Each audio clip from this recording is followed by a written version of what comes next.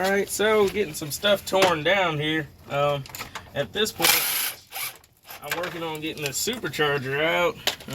I don't have too much left on the outer portion of this engine.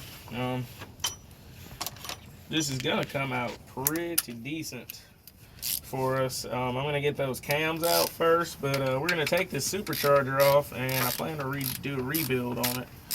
Let's see if I can get these nuts out. Got them.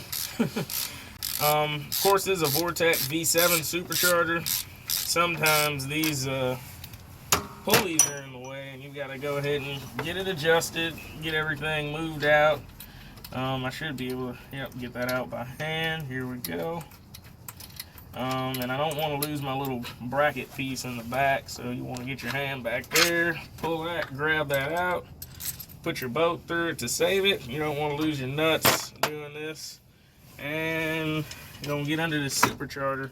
The supercharger literally plugs into the boost pipe below it with the blow-off valve.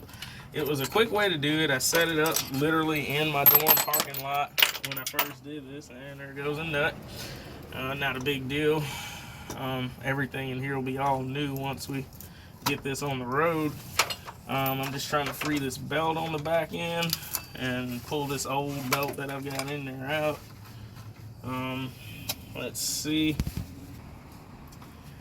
This is where power tools would come in handy a lot at, but I mean, I've got an impact, but you're not going to fit that impact in here at all because the space is really tight between the AC lines and the supercharger bracket.